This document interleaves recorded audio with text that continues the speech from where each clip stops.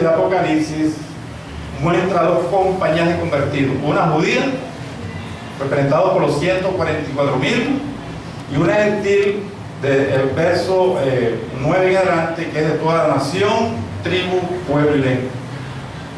Este capítulo 7 de Apocalipsis comienza diciendo: después de esto vi, o sea que siempre es el lenguaje que más se utiliza Juan, después de esto vi, después de esto vi, cuando vi el séptimo sello y vi. ¿Por qué? Porque Juan está mostrando lo que va a suceder. En los cuatro ángulos, cuatro ángeles en pie sobre los cuatro ángulos de la tierra, que detenían los cuatro vientos para que no soplase viento alguno sobre la tierra, ni sobre el mar, ni sobre ningún árbol. Estos cuatro ángeles que están aguantando los cuatro vientos hasta que sean sellados los 144,000, nos habla de cuatro vientos, y estos cuatro vientos, que son vientos simbólicos, son vientos de juicio. Dios los está aguantando hasta que sean sellados los 144,000. Estos cuatro vientos del capítulo 7 y los cuatro jinetes de Apocalipsis capítulo 6 y los cuatro ángeles que están en el capítulo 16 y los cuatro juicios que están, en el Apocalipsis 6 hay cuatro caballos, ¿verdad? En Apocalipsis 16 hay cuatro ángeles que van a ser sueltos. En Ezequiel capítulo 14 verso 21 hay cuatro juicios, son pasajes paralelos. Estos cuatro vientos son cuatro juicios que se van a dar sobre la tierra. Siempre la palabra viento en la Biblia representa juicio, y les voy a leer lo que dice el libro de Jeremías. Esto lo pueden apuntar porque no está en las notas. Jeremías capítulo 49 verso 36.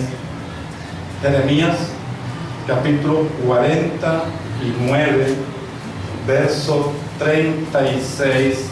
Las escrituras aquí hablan de un viento.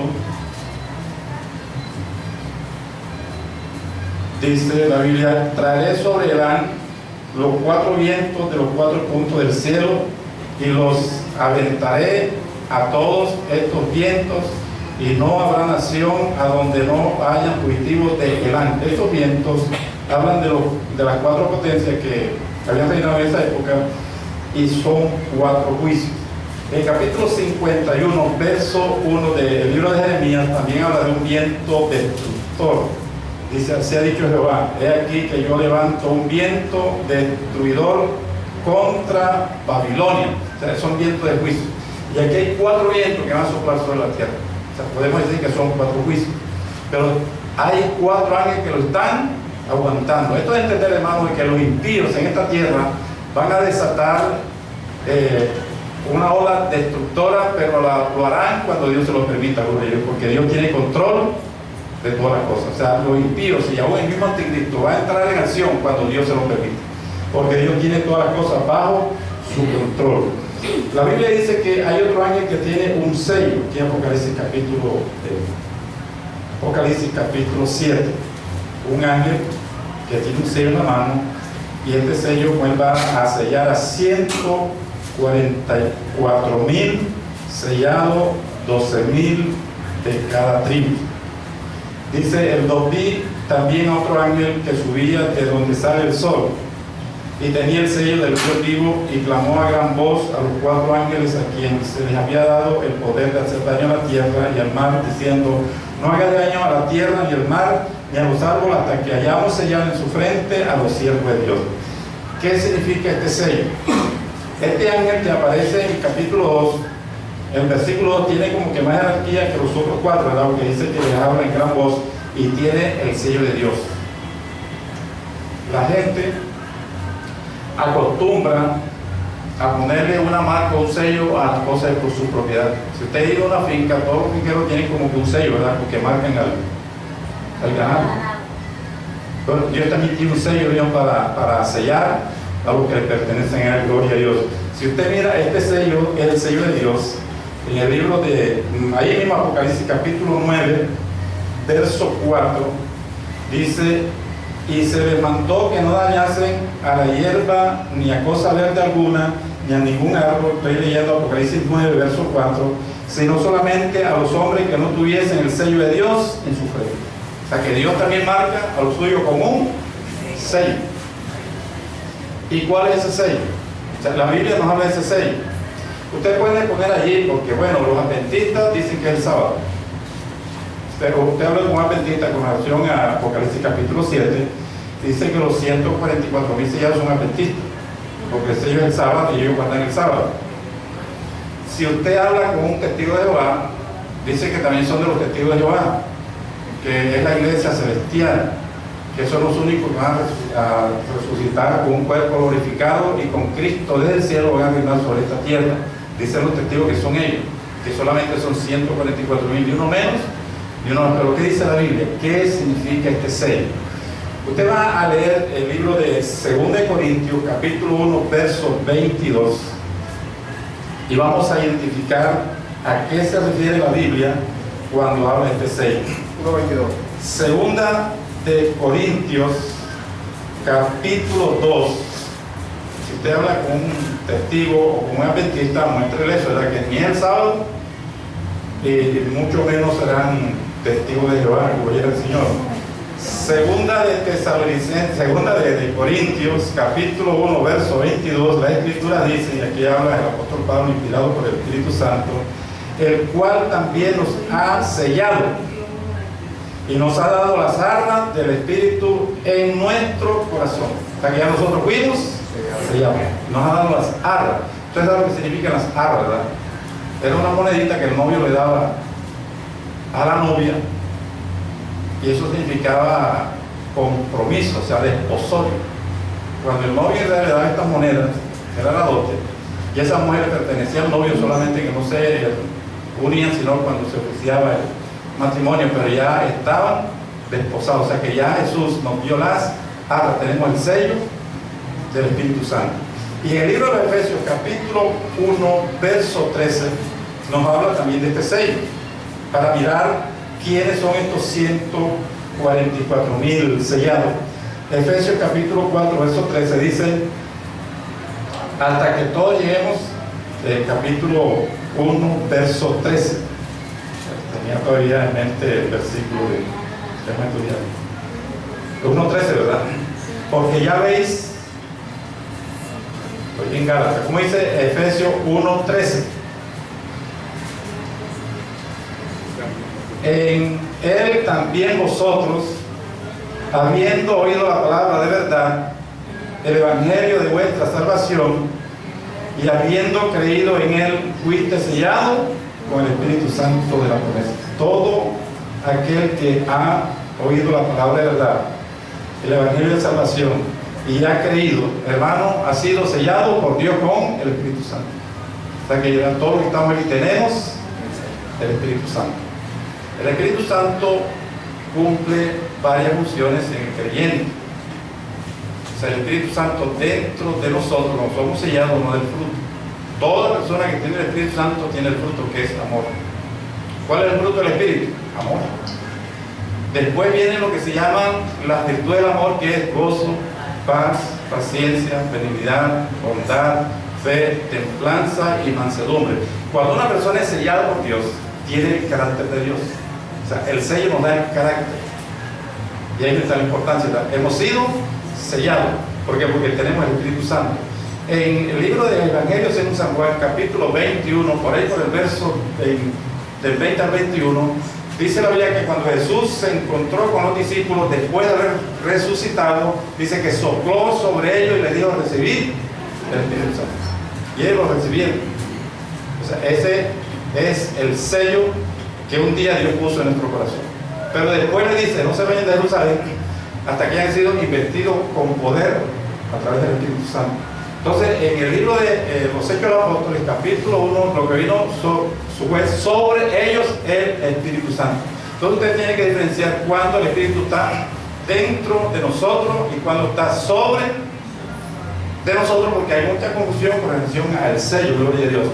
Alguien me dijo por allá, que su pastor le había dicho que no era salvo porque no hablaba en lengua. Y el pastor de esa iglesia dice que el que no habla en lengua no es salvo porque no tiene el Espíritu Santo, porque si la persona tiene el Espíritu Santo debe tener una manifestación del Espíritu Santo. Yo le dije, él está equivocado. Una cosa es cuando el Espíritu Santo está dentro de nosotros y otra es cuando está sobre de nosotros. O sea, cuando está dentro de nosotros nos da una unción de vida. O sea, nos capacita para vivir la vida que Dios le agrada a través del fruto del Espíritu, que es amor, gozo, paz, paciencia, benignidad, bondad, fe, templanza, mansedumbre.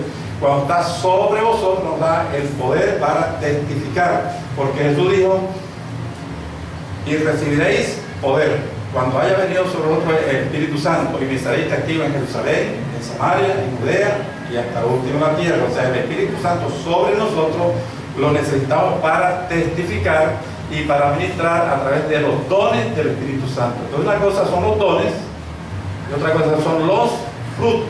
¿Cuándo damos los dones? Cuando el Espíritu Santo está dentro de nosotros. Cuando tenemos el fruto, ¿verdad? Cuando tenemos los dones, cuando está sobre, tenemos los dones. Cuando está dentro, tenemos el fruto. Entonces, ese es el sello. Lo que nos muestra la Biblia en Apocalipsis capítulo 7 es que después del rapto de la iglesia, Dios va a convertir a 144.000 judíos. Eso es lo que quiere decir. O sea, se van a convertir de corazón, y esos 144.000 van a predicarle al resto de la nación. ¿De dónde saco eso? Del libro de Apocalipsis capítulo 14, verso 4. Y les voy a leer Apocalipsis 14, verso 4, hablando de estos 144.000. Dice la Escritura, 14:4 Apocalipsis, hablando de estos 144.000, estos son los que no se contaminaron con mujer, pues son vírgenes. Esta expresión de vírgenes nos hace recordar lo que Pablo dice en 2 Corintios capítulo 11, verso 3, hablando de la iglesia, dice: yo a ustedes los he desposado como una virgen pura con Cristo. Dice que el creyente llega a ser una virgen en el sentido espiritual, pero en la iglesia de Corintios habían muchos hombres y mujeres casados, ¿verdad? Entonces aquí la virginidad o virgen en el sentido espiritual es que Jesucristo viene por una virgen, ¿verdad?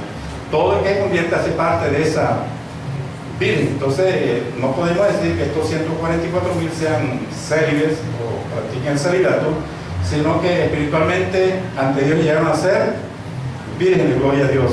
Dice: estos son los que siguen al Cordero por donde quiera que va. Mire, es algo importante, ¿verdad? Que a veces podemos seguir al Cordero en la abundancia, en la bendición, cuando multiplica los panes y los peces, cuando estamos con Él en el monte de la transfiguración. Pero cuando Jesús va al Calvario o va allá a Getsemaní, hermano, de pronto no lo seguimos, ¿verdad? Hay gente que está dispuesto a seguir a Jesús en la buena, pero cuando Jesús lo lleva de pronto al momento de la prueba, hasta llegamos. Estos siguen Cordero en las buenas y en las malas, o sea, donde quiera que Él va. Es una buena enseñanza para nosotros. Dice: estos fueron redimidos de entre los hombres como primicias. ¿Qué significa la palabra primicia? Los primeros. O sea que después de estos 144.000 se va a convertir el resto de la nación. O sea que estos son literalmente judíos, 12.000 de cada tribu. Pero aquí hay una pregunta del capítulo 7, y la que casi siempre todo el mundo hace, es que hacen falta dos tribus: la tribu de Dan y la tribu de Efraín. Cuando Jacob llegó a Egipto, ya encontró a su hijo querido, a quien le iba a dar la primogenitura a José con 2 hijos, ¿verdad? José ya tenía 2 hijos que eran Manasés y Efraín. Entonces Jacob los bendice y los hace hijos de él, o sea, los adopta como hijos de él. Y da una orden que cuando repartieron la tierra, a José le iban a dar 2 partes: una para Manasés y otra para Efraín. Entonces, si Jacob suma 2 tribus más, debían aparecer 14, ¿verdad? Porque son 12 y 2, 14. Pero entonces la tribu de José no aparece, porque hay vendiendo 2 partes. Y Dios tomó la tribu de Leví y la repartió en todas las naciones. De todas maneras que Dios saca 2, ¿verdad? A Leví y a José, y mete 2 más, o sea que quedan 12. O sea, los 2 nietos se convierten en 2 tribus, porque José recibió la primogenitura, y siempre el primogénito tomaba 2 partes. Pero ¿cuáles son las dos tribus que no aparecen? La tribu de Manasés, la tribu de Efraín y la tribu de Dan. ¿Por qué no aparecen esas dos tribus? Aparecen 12,000, pero vuelve a entrar José y entra Leví. La verdad es que no hay una respuesta que satisfaga esta pregunta porque la Biblia no lo explica. Pero si leemos una porción que está aquí en las notas, que es Deuteronomio capítulo 29, del 18 al 21, allí se le hace una advertencia a las personas, a las familias o tribus que dejen a Jehová y empiecen a adorar ídolos. Dice, su nombre les será borrado bajo el sol. Hay una advertencia, aquí está la cita, Deuteronomio capítulo 29, del 18 al 21. Moisés, Dios, pues a través de Moisés le hace una advertencia que cualquiera persona, familia o tribu que se apartara de Jehová y empezara a adorar ídolos, su nombre le sería borrado. Y si usted estudia la Biblia de la tribu de Israel en el primer libro de Reyes, capítulo 12, del 26 al 30, cuando Roboam o Jeroboam dividió las 10 tribus, él, por miedo a que los judíos lo dejaran solo y vinieran a adorar a Jerusalén en el templo, él estableció 2 becerros de oro, ¿verdad?, para que el pueblo adorara. Uno lo puso en Dan, o sea, la tribu de Dan, y otro en Betel, que quedaba en la tribu de Efraín. O sea, fueron las 2 tribus que le abrieron la puerta de la idolatría, porque un becerro estaba en Efraín, Betel quedaba en Efraín, y otro becerro lo pusieron en Dan. Dicen algunos que por esta causa estas tribus fueron borradas, pero cuando Dios restablezca nuevamente el reino en el milenio, según Ezequiel capítulo del 46 al 50, pues aparecen estas 2 tribus. De tal manera puede ser posible de que estas tribus fueron borradas porque fueron las primeras que empezaron a la idolatría. Pero hay otra compañía de convertidos, y es la que está del verso 8 en adelante, capítulo 7 del libro de Apocalipsis. Dice la escritura, Apocalipsis capítulo 7, verso 9: después de esto miré, y aquí una gran multitud, la cual nadie podía contar. No que no tuviera número, sino que hay cosas que a veces usted no las puede contar, ¿verdad? Usted lo pone a que cuente cuántas personas hay en el estadio metropolitano cuando está lleno, hermano, y es imposible contarlas. O sea, ahí nadie lo puede, pero de pronto hay 60,000 personas. ¿Cuánto cabe en el metropolitano? 60,000, ¿verdad? Sí, hay 60,000, pero nadie lo puede contar. O sea, no que no tengan un número, sino que nadie lo podía contar, dando a entender que eran muchos. Dice, de toda nación y tribu y pueblo y lengua que estaban delante del trono y en la presencia de Dios. ¿De dónde sale esta muchedumbre blanca? El verso 13 y el 14, a Juan le hace una pregunta para que nosotros supiéramos cuál es el origen de esa muchedumbre. Verso 13 dice, entonces uno de los ancianos hablando conmigo diciendo, estos que están vestidos de ropa blanca, ¿quiénes son y de dónde han venido? Y yo les dije, Señor, tú lo sabes. Y él me dijo, estos son los que han salido de la gran tribulación. Dando a entender que no es la iglesia, porque si hubiera sido la iglesia, Juan lo hubiera conocido. O sea, Juan ignora la procedencia de esta muchedumbre que sale de la gran tribulación. Entonces, si nos damos cuenta por la escritura que después del rapto en esta tierra sí se van a convertir muchas personas, porque ya lo vimos en el capítulo 6, cuando se abre el 5.º sello. Juan ve bajo el altar las almas de los que habían sido decapitados por causa de la palabra y el testimonio que tenían, y clamaban a gran voz diciendo, ¿hasta cuándo, Señor santo y verdadero, nos busca y vengan nuestras sangre y donan sobre la tierra? Y si se les dieron vestiduras blancas. ¿De quiénes son estas almas? Vamos a ver algunos textos bíblicos, porque ahora le pregunto, ¿estos quiénes son y de dónde han venido? La Biblia sí sabe quiénes son, o sea, Dios sí sabe quiénes son, y lo dice la palabra, ¿verdad? Vamos a mirar qué dice la Biblia de quiénes son esta muchedumbre que sale de la gran tribulación. Y vamos a mirar lo que dice Mateo capítulo 24, verso 9. Mateo 24:9. Esta muchedumbre, ¿quiénes son? ¿Y de dónde han salido? Mateo capítulo 24, verso 9. El Señor Jesucristo, hablando de lo que va a suceder en la gran tribulación, dice: entonces os entregarán a tribulación y os matarán, y serán aborrecidos de toda la gente por causa de mi nombre. Aquí está hablando de eso, de la gran tribulación, y está hablando del pueblo judío. Dice que los van a aborrecer y los van a matar. Vamos a mirar otro texto bíblico que está en el libro de Daniel capítulo 7, verso 21. Daniel 7, 21. ¿Quiénes son esta muchedumbre que sale? ¿Quiénes son? Daniel capítulo 7,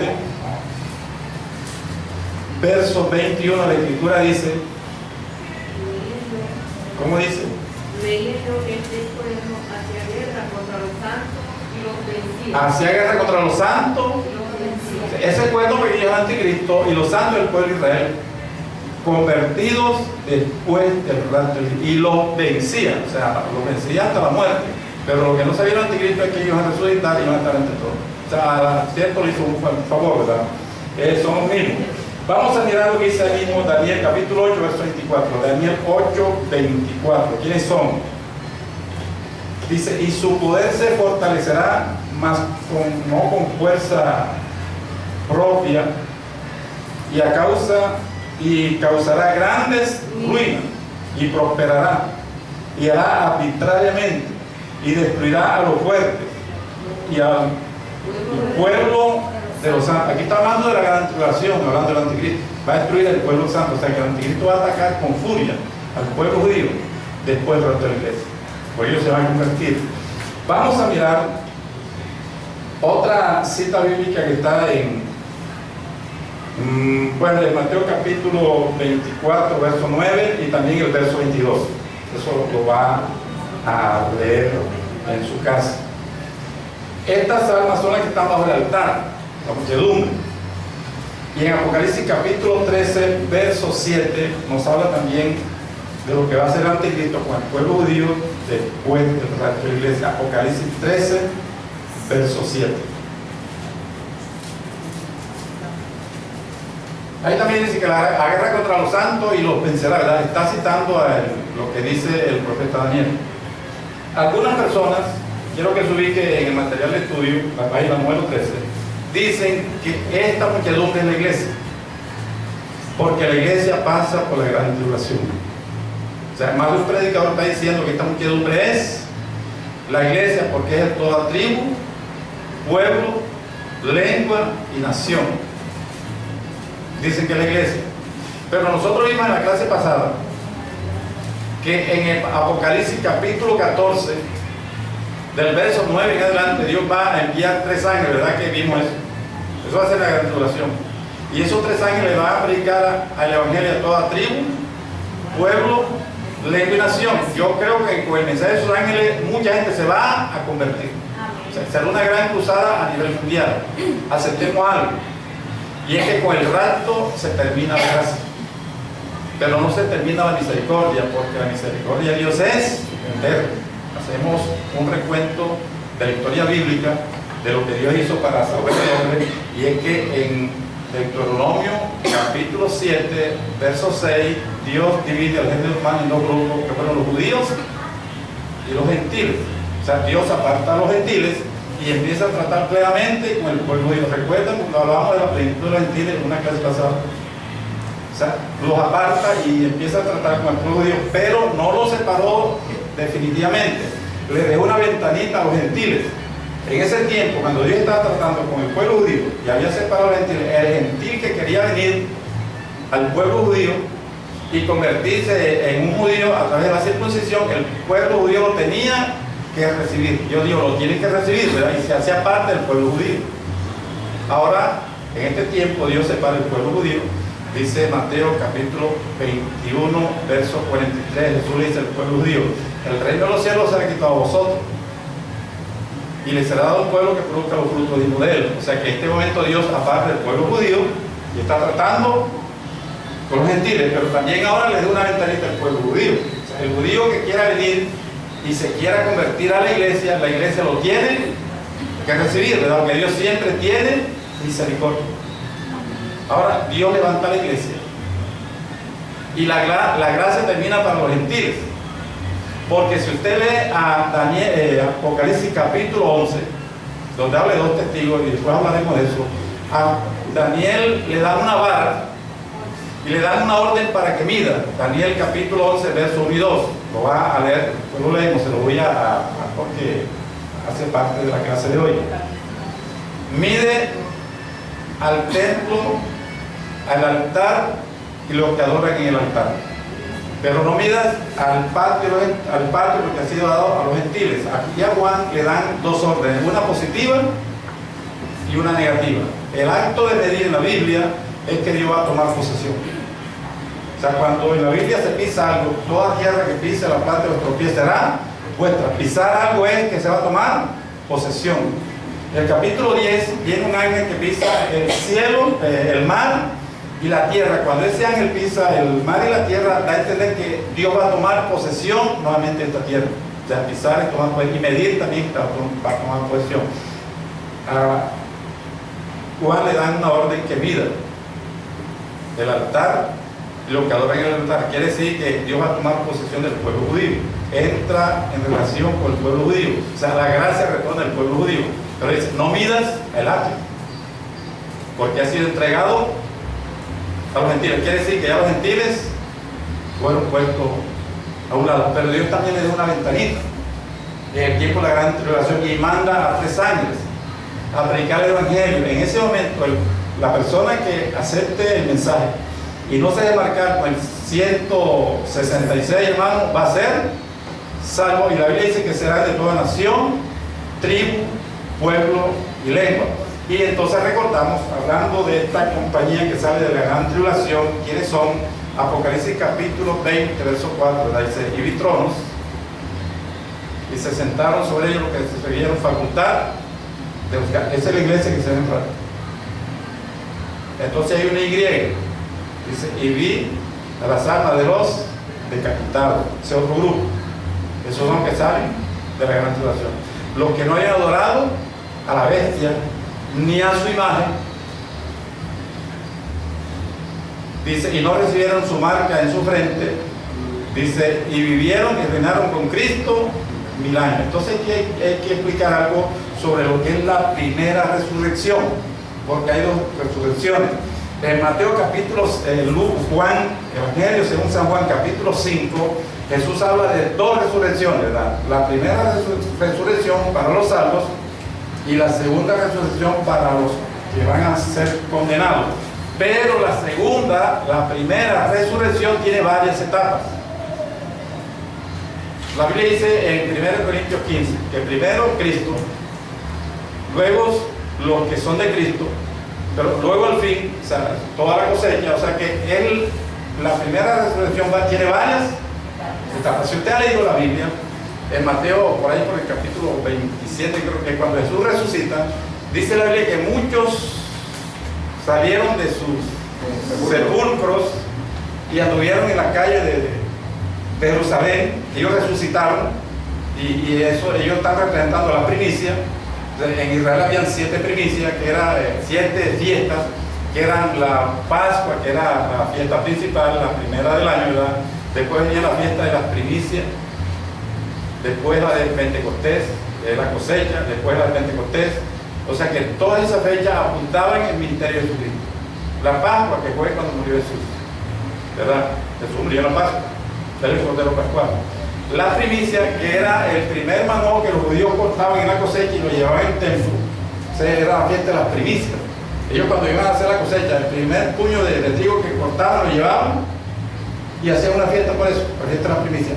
Y ese puño representa a los que se resucitaron el día que él se levantó, 3 días después de haber muerto, ¿verdad? Y esa fue la primicia que él presentó al cielo. O sea, ese poquito que se levantó y resucitó cuando él también resucitó, representa la primicia, ¿verdad?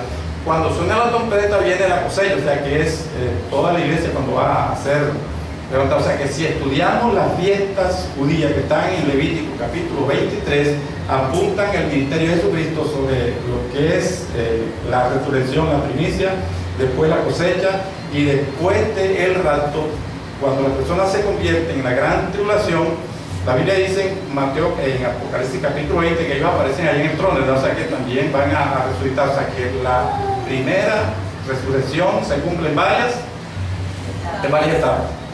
Eso quedó bien claro, ¿verdad?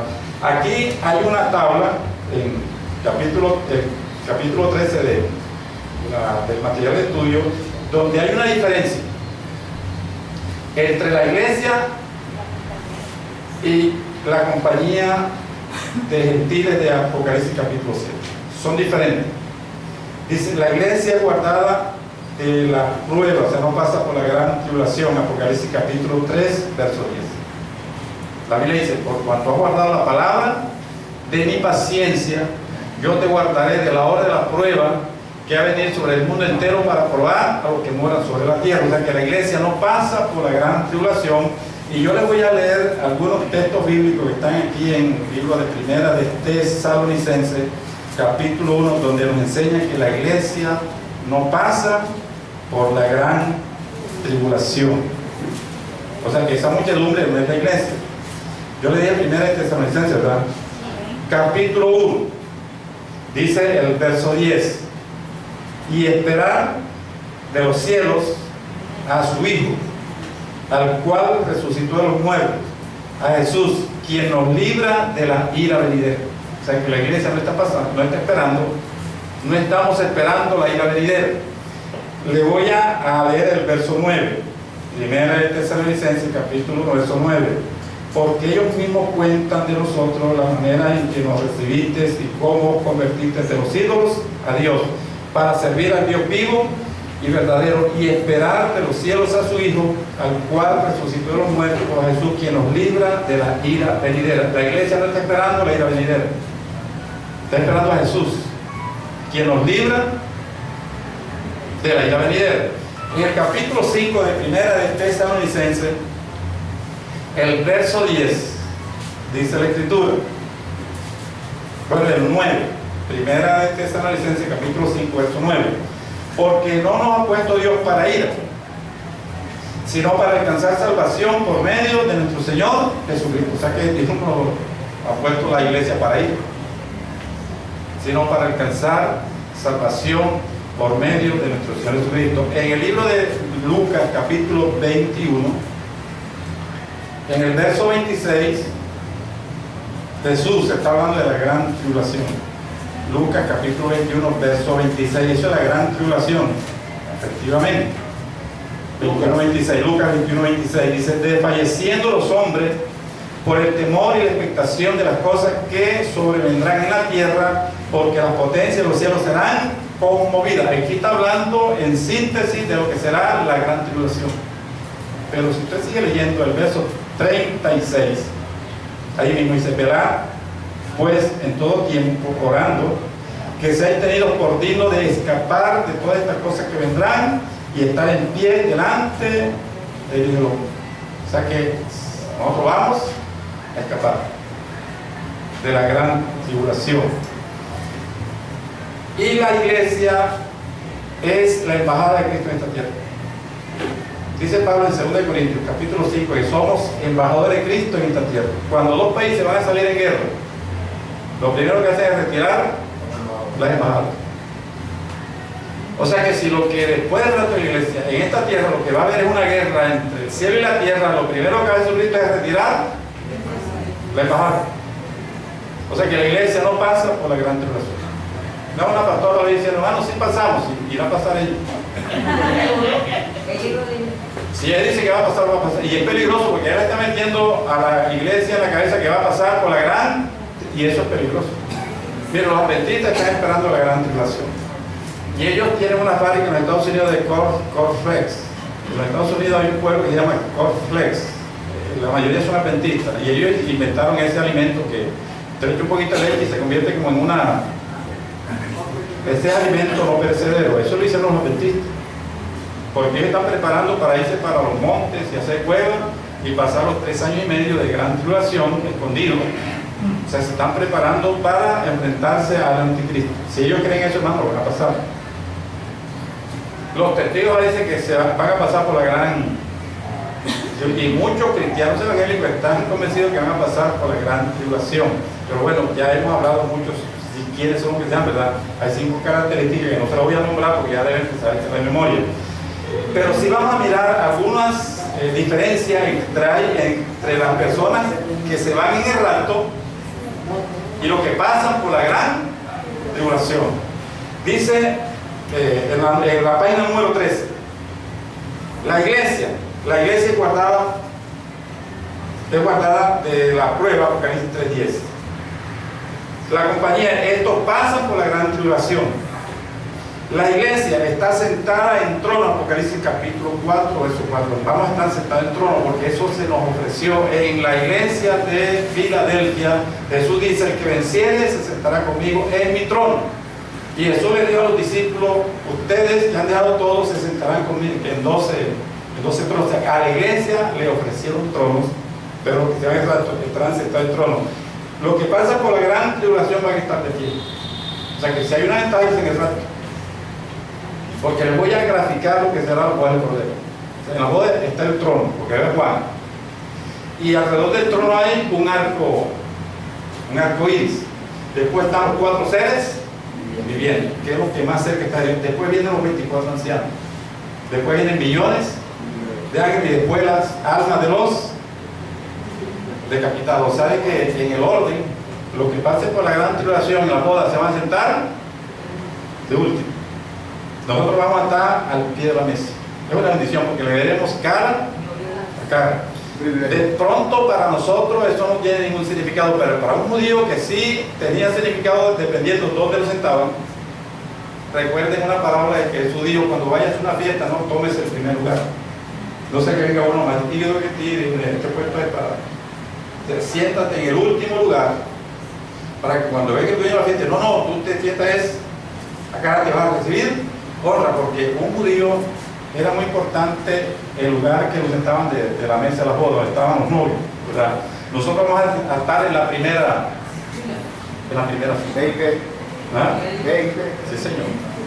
Vamos a ver a Cristo cara a cara. Lo que dice la Biblia en Primera de Corintios capítulo 13, verso 12, que ahora lo vemos con un espejo oscuro, pero un día le veremos cara a cara. Y se va a cumplir lo que dijo el profeta Isaías, que entonces verá el fruto de su aflicción, ¿verdad? Teniendo a la iglesia en primera fila. O sea, hermanos, procuremos y no en el rato, gloria a Dios. Y la iglesia va a tener corona de oro, ¿verdad? Hay 7 clases de corona. Está la corona de vida, la corona de prueba, la corona, o sea, hay 7 clases de corona. Eso lo vamos a mirar cuando lleguemos a lo que es el juicio de Cristo a la iglesia. La iglesia tiene corona. Los que están de pie no tienen corona, o sea, perdieron la corona. Los que pasan por la gran tribulación no tienen corona. La iglesia tiene corona, la corona de vida. La iglesia tiene arpas y copas de oro. O sea, ahí vamos a la hora de que cada uno va a tener su arpa de oro. Dice Apocalipsis capítulo 5, verso 8. Los que pasan por la gran tribulación tienen palmas. Si ese que ¿qué será mejor? ¿Una arpa de oro o una palma? El arpa, ¿no? El arpa. Porque usted es la primera fila y nosotros vamos a empezar a adorar. Recuerden cuando leímos el capítulo 5, que hay un cántico que es progresivo, ¿verdad? La primera estrofa lo canta la iglesia, cántico los redimidos. La segunda lo canta la iglesia y los ángeles. Y después toda la creación. O sea que los que pasan por la gran tribulación van a cantar en la última estrofa. La iglesia tendrá arpas de oro. Los que pasan por la gran tribulación tienen palmas. Hay un cántico que dice, allá cantaremos con palmas en las manos. Ese cántico hay que revisarlo, ¿no? Porque los que cantan con palmas son los que pasan por la gran tribulación. Sería mejor, allá tendremos arpas de oro en las manos. Habría que corregir ese coro. Con arpas en las manos, pero no con palmas. palmas tendrán los que pasan por la gran tribulación, porque la palma es simple. Bueno, tendrán gozo, ¿verdad? Pero el gozo de la iglesia será, allá todo el mundo va a tener gozo, pero van a haber algunos privilegios de estar en la primera. Con arpa en la mano. El coro es también. No, pero la palma. No, pero la palma de las manos, con palma de las manos, palma de las manos, el decacordio. Es que la Biblia habla del decacordio, o sea, un instrumento de 10 cuerdas, está los 10 dedos, es el decacordio. Bien, con palmas de las manos.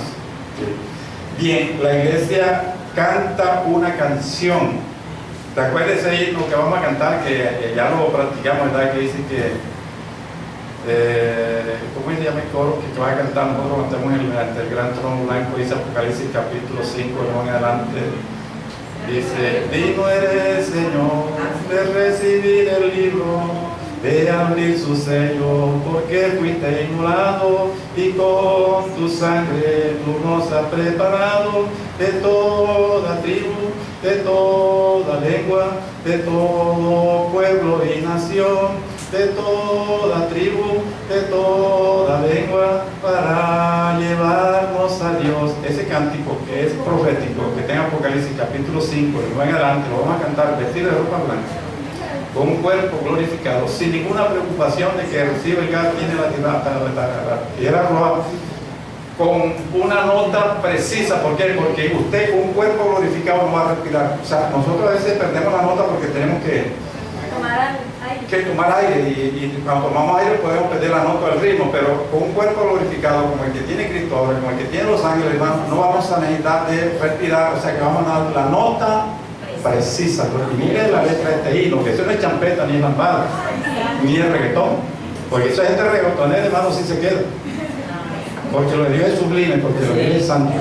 ¿Qué significa reggaetón? Todo otro yo digo. Eso sí que es excepcional, pero bueno, habrá que estudiarlo, ¿verdad? Dice, pero mire cómo lo bailan. Es que es una inmoralidad. O sea, la iglesia lo hace no porque está dormida, está en ruido, está dormida. Pero hace 20 años no lo hubieran aceptado. O sea, no aceptaron la música esa de... Pero este himno, hermano, es alcoholismo. Usted puede mirar la nota, la letra, lo que dice, ¿verdad? Ese es como una maqueta de lo que podemos decir. Digno eres, Señor, de recibir el libro, de abrir su sello, porque fuiste inmolado y con tu sangre tú nos has preparado de toda tribu, de toda lengua, de todo pueblo y nación. Igualito hay que cantar en un campamento allá en Por Lago Chaquis. Vamos a cantarle a Cristo, porque Cristo se emociona. Cantan en Santa Marta, le cantan en toda la zona. Hermano, ese es muy extraño. Sí, es que lo cantaron allá en Luego de Huachaca, ¿no? Y en una emisora había un cántico que decía que mi Cristo, tú llegaste la noche de mi amargo penar, tú curaste la herida y sanaste la herida del pecado letal. ¿Cómo le parece? De puro fuego extraño. O sea que la Biblia sí nos enseña a alabar a Dios. Vamos a cantar una canción, gloria a Dios, el cántico de los redimidos. Bueno, y hay otra que dice, bueno, estos claman. O sea, lo que pasa por la gran tribulación no canta, sino que claman, gloria a Dios. La iglesia, dice la Biblia, que vamos a ser reyes y sacerdotes. Apocalipsis capítulo 5, versos. Vamos a ser reyes y a propósito, ese es el tema del que vamos a hacer allá en la finca, hermana. Vamos a mirar que vamos a llegar a ser reyes, vamos a crecer en la estatura de la plenitud de Cristo, ¿verdad? Cristo es rey y es sacerdote, y nosotros vamos a ser reyes y sacerdotes, porque la Biblia dice en Apocalipsis capítulo 11, verso 15, dice que cuando sonó la séptima trompeta, Juan oyó grandes voces en el cielo que decían: los reinos del mundo han venido a ser de nuestro Cristo, y Él reinaba por los siglos de los siglos, y nosotros reinaremos con Él. O sea, vamos a reinar con Cristo, pero cuando Él venga. Ese cuento que andan por ahí diciendo algunos disparatados que el Evangelio del Reino, si no oiganlo por el Evangelio del Reino, que dice que tenemos que preparar el mundo para que Jesucristo ya lo consiga reinado. Hay que capturar la alcaldía de Barranquilla, la alcaldía de Soledad, hay que capturar el Senado. Hermano, Jesús dijo: mi reino no es de este mundo. El diablo se lo propuso a Jesús: los reinos del mundo te los doy, la parte política. Jesús dijo que no, porque no ha venido el tiempo. Cuando Jesús venga, hermano, a esta tierra reinar, le advierto que yo voy a pedir la alcaldía Barranquilla. Y me la tiene que dar, gloria a Dios. Porque el reino del cielo es justicia, paz y gozo en el Espíritu. Reinaremos. En cambio, los que pasan por la gran tribulación les sirven, gloria. Hay una diferencia muy grande entre los que se van en el rapto y los que pasan por la gran tribulación. Vamos a ver el capítulo 19, la boda del Cordero, y hay algunos invitados, ¿verdad? O sea, en la boda hay unos invitados, Apocalipsis capítulo 19. Pero la iglesia no está invitada. Porque a la iglesia, a la novia, nadie le invita a unas bodas. Yo no creo que haya novio en el mundo, por loco que sea, que se vaya a casar y le pase una tarjeta de invitación a la novia. Eso no va a hacer nadie. La lógica nos indica que eso no tiene lógica. La novia es la que invita. Es más, si la novia no hay boda, y la novia es la iglesia y se va a ir en el rato, o sea que la iglesia no está invitada. Nosotros participamos de la boda por méritos propios. Pero ¿quiénes son los invitados? Los que pasan por la gran tribulación. Ellos entran. Porque la Biblia dice que se le dieron vestiduras blancas, ¿verdad? O quiere decir de que son justificados. Fíjense que no se salvan por el hecho de que se dejen decapitar. Porque la salvación no es por obra. O sea, ellos no se salvan por el hecho de que se dejen decapitar. Ellos sí, se le van a enfrentar al anticristo. Después del rato, cuando el anticristo aparezca, y con él el falso profeta, y haga la marca, la imagen, y obligue, todo el mundo se tiene que marcar. Y haga la imagen y todo el mundo tiene que adorar. Hay personas que hacen parte de las vírgenes insensatas que no se prepararon con el aceite. Que de pronto en alguna época hablaron del rapto y dijeron que se preparara, pero por un descuido se van a quedar. Esa gente se da cuenta, hermano, que lo que dice la Biblia es cierto, y entonces van a tener que pagar con creces lo que despreciaron, porque alguien dijo que nadie sabe lo que tiene hasta que no lo pierde. Por eso el apóstol Pablo, cuando le habla a los filipenses en el capítulo 4, dice que tenemos que cuidar nuestra salvación con temor y temor. Así que, mi hermano querido, tenemos que cuidar la salvación. ¿Por qué? Porque después de rato muchas personas tendrán que derramar su propia sangre, pero eso no lo va a salvar. Les voy a repetir lo que dice Apocalipsis capítulo 6, del 9 en adelante. Dice Juan: cuando abrió el quinto sello, vi bajo el altar las almas de los que habían sido muertos por causa del testimonio y la palabra que tenían, y clamaban a gran voz diciendo: ¿hasta cuándo, Señor santo y verdadero, no juzgas y venga nuestra sangre de los que moran sobre la tierra? Y se le dieron vestiduras blancas. Esas vestiduras blancas representan, hermano, la justicia de Dios. O sea que quien justifica es Cristo. O sea que a la larga entra en la boda porque Jesucristo los justifica. Se le dieron vestiduras blancas, lo mismo que tiene la novia en Apocalipsis capítulo 19. Dice: la novia se le concedió que se vistiera de lino fino y resplandeciente. O sea que van a partir la salvación por obra, van a tener que pagar un precio, y a la larga que lo salva Jesús es por su gracia.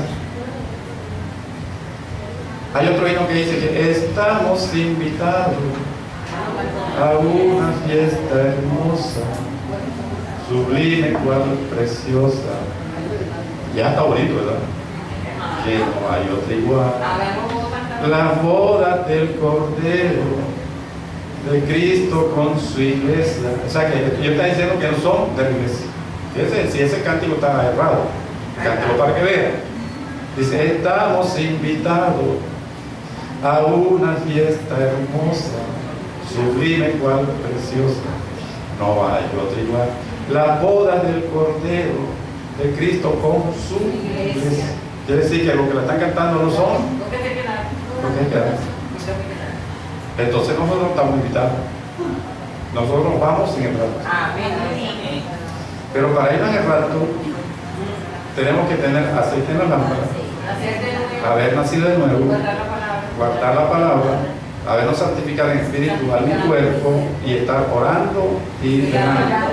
Si nos queremos ir, de lo contrario pasamos por la gran tribulación y entramos como invitados. O sea que este capítulo 7 de Apocalipsis es un capítulo bastante hermoso, gloria a Dios. El capítulo 8 y 9 de Apocalipsis Es una visión de las calamidades que vendrán sobre los idólatras e impíos. Capítulo 8 y 9 lo vamos a estudiar juntos, porque tienen un solo tema. Calamidades que vendrán sobre los idólatras e impíos. Este capítulo 8 comienza diciendo: se abre el séptimo sello, y en el séptimo sello vienen las 7 trompetas de la ira de Dios. Cuando abrió el séptimo sello, se hizo silencio en el cielo como por media hora. ¿Qué significa esta media hora de silencio? Una vez un predicador en el estadio Romero dijo: esta media hora de silencio es para que entren los adventistas, los bautistas, los presbiterianos, esa gente, como no son pentecostales, no hacen bulla. Entonces iba a decir: hagan silencio, porque esta gente no le gusta la bulla y Dios los va a complacer, ¿no? Dios los va a complacer de no hacerle bulla. Dios no le gusta la bulla. Pero cuando entran los pentecostales, ahí dice, hermano, como el Salmo 150, esta interpretación, aunque la gente aplaudió, no es cierto, porque ahí en el cielo no va a haber excepción de personas, todos entramos juntos, o entramos o nos quedamos. Esta media hora de silencio, si usted estudia el libro de Génesis, el capítulo 7, cuando ya Noé prepara el arca, Noé entra el arca y pasan 7 días después que Noé entra el arca para que empiece a llover. O sea que hay 7 días de silencio. O sea, hay un silencio, porque Noé dejó de predicar, Dios dejó de hablar, ya dejó de hablar a Noé, y la gente acabó de hablar, ¿y qué pasaría? Y ahora que lo han encerrado 7 días, desde que Noé entró al arca hasta que comenzó, 7 días de silencio, para que viniera el juicio inminente. Si usted lee el libro, capítulo 4 del libro de Daniel, cuando Dios le dijo a Daniel que el rey Nabucodonosor se iba a convertir en una bestia por 7 años, Dios le iba a poner a comer hierba como una bestia. Este juicio que venía sobre el rey y que Dios se lo reveló a Daniel, hermano, Daniel quedó mudo por 2 horas. Daniel capítulo 4. Sí, señor. Daniel quedó mudo como por media hora. No, media hora no, fueron 2 horas. Dice el verso Belsasar, ahí está el sueño en el capítulo 13, vi una visión en mi cabeza, estaba el hombre, entonces Daniel, cuyo nombre, el verso 19 era Belsasar, quedó atónico casi por 1 hora. O sea, esa hora de silencio de Daniel es un presagio del juicio que iba a venir sobre el rey. Esas 7 días de silencio antes del diluvio era un presagio del juicio que iba a venir sobre la tierra. Y esta media hora que hay en el capítulo 8 es un presagio de la gravedad de los acontecimientos. O sea, lo que va a venir sobre, siempre que hay un juicio inminente, hay un silencio. O sea, en la selva, si usted está en la selva y cuando los animales dejan de cantar algo es porque viene alguna catástrofe. O sea, los animales presienten el peligro porque quedan en silencio. O sea, los animales de pronto en ese aspecto no ganan a nosotros. El silencio es un presagio de la gravedad de los acontecimientos. Y para mí, hermano, que bueno, de pronto Dios continúa hablando a través de la palabra. Sí, porque se sigue predicando. Dios siempre ha hablado. Pero hablando de profetas, hermano, sobre esta tierra está a punto de caer la gran tribulación y hay un silencio de parte de Dios. Estudie, escuche usted a los profetas aquí en la actualidad. Hermano, y esa gente no está hablando de parte de Dios. De parte de Dios ha habido un silencio. Tenemos la palabra y Dios sigue hablando, ¿verdad? Tenemos la palabra. Tenemos el Espíritu Santo. Y se sigue predicando. Pero hablando de profecía, hermano, los profetas verdaderos están callados. O sea, hay un silencio de parte de Dios que anuncia, es un presagio de la gravedad de los acontecimientos que van a venir sobre el planeta Tierra. Dice que cuando abrió el séptimo sello hubo un silencio como por media hora. Usted va a estudiar los 12 primeros capítulos del libro de Éxodo. O sea, Éxodo del capítulo 1 al 12. ¿Por qué lo va a estudiar? Porque el capítulo 8 de Apocalipsis y los 12 primeros capítulos del libro de Éxodo son pasajes paralelos. O sea, se va a repetir la historia, aunque con diferentes